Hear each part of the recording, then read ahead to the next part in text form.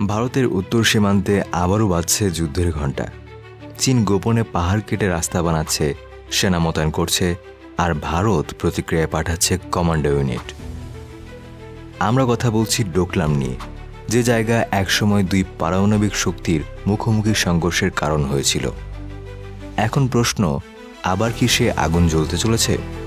চলুন বিশ্লেষণ করি ডোকলামে আসলে কি ঘটছে, কেন এই জায়গাটি এত গুরুত্বপূর্ণ এবং নতুন উত্তেজনা কোথায় নিয়ে যেতে পারে ভারত চীন সম্পর্ককে।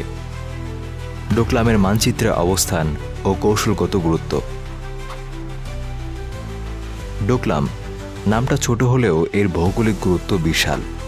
এই জায়গাটি ভারত, চীন আর ভুটানের ত্রিমহার সীমান্তে অবস্থিত। এটি ভারতের চিকেন স্নেক বা শিলিগুড়ি করিডোরের খুব কাছেই, যেটা ভারতকে উত্তর পূর্ব রাজ্যগুলোর সাথে যুক্ত করে। চীন যদি ডোকলামে আধিপত্য বিস্তার করে, তাহলে ভারতের উত্তর পূর্বাঞ্চল বিচ্ছিন্ন হয়ে যেতে পারে যে কোনো বড় সংঘাতে। আর এই কারণে ভারত চায় না চীন এই এলাকায় 1 ইঞ্চিও এগোতে পারুক। 2017 সালের সংঘর্ষ ও এর রেশ। 2017 সালে ঠিক এই ডোকলামে চীন রাস্তা বানানোর চেষ্টা করলে ভারত বাধা দেয়। ভারতীয় সেনারা চীনা প্রকৌশলীদের থামিয়ে দেয়, আর দুই দেশের সেনারা মুখোমুখি হয়ে যায় 73 দিন ধরে। তীব্র উত্তেজনার পর চীন পিছিয়ে যায়, কিন্তু তারা কখনোই এই দাবি ছেড়ে দেয়নি। চীন সবসময় দাবি করে ডোকলাম তাদের এলাকা, যদিও এটি আসলে ভুটানের সীমান্তভুক্ত এলাকা। এই সংঘর্ষ প্রমাণ করেছিল ভারতের কাছে এই জায়গাটি কতটা সংবেদনশীল, কিন্তু আজ সেই আগুন আবার জ্বলতে শুরু করেছে। 2025 সালের নতুন উত্তেজনা। গত কিছুদিনে উপগ্রহ চিত্রে দেখা গেছে চীন আবারও ডোকলামে রাস্তা নির্মাণ করছে। বিশেষ করে জাম্পির রিজ এলাকা দিয়ে তারা রাস্তা বানিয়ে আসছে ভারতের সীমান্তের দিকে। ভারতীয় সেনা গোয়েন্দা রিপোর্ট বলছে সেখানে নতুন করে সামরিক ক্যাম্প তৈরি হয়েছে এবং চীনা সেনাদের টাইপ 15 ট্যাঙ্কও দেখা গেছে। ভারত এখন এই উত্তেজনাকে সাইলেন্ট থ্রেট হিসাবে দেখছে, কারণ এবার চীন কিছুটা চুপচাপ থেকে আগাতে চাইছে।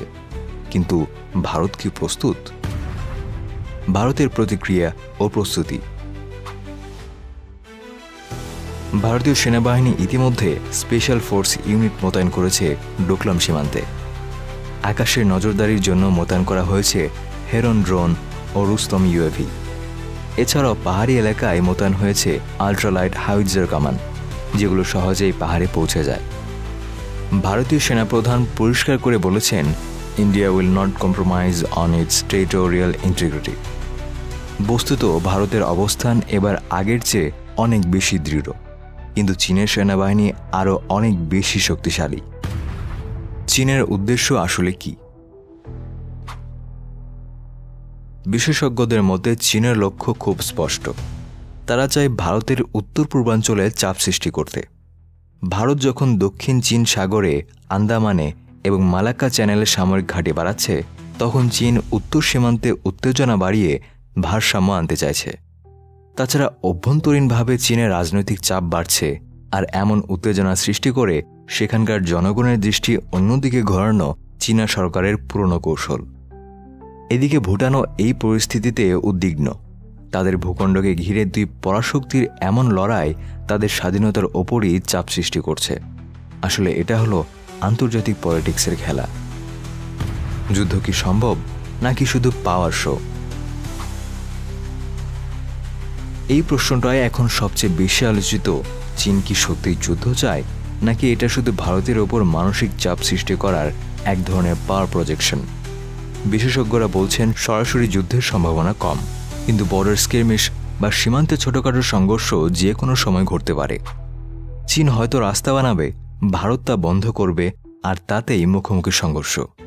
আর একবার এই সংঘর্ষ শুরু হলে তা কতদূর গড়াবে তা কেউ জানে না। ডোকলামের উত্তেজনা দেখিয়ে দেয় ভারত চীন সম্পর্ক কতটা ভঙ্গুর, যেখানে 1 ফুট রাস্তা নিয়ে শুরু হতে পারে কয়েক সপ্তাহের মুখোমুখি অবস্থান, এবং তা বড় যুদ্ধেও গড়াতে পারে। চীন কি থামবে? ভারত কি কূটনৈতিক সমঝোতার পথে হাঁটবে, নাকি শক্তি দিয়ে জবাব দেবে? আপনার কি মনে হয় ডোকলামের এই নতুন উত্তেজনা ভারত কিভাবে মোকাবেলা করবে? কমেন্টে জানান আপনার বিশ্লেষণ। আর যদি এই ধরনের আন্তর্জাতিক সম্পর্ক ও ভূ রাজনৈতিক ভিডিও আপনার ভালো লেগে থাকে তাহলে সাবস্ক্রাইব করে পাশে থাকুন।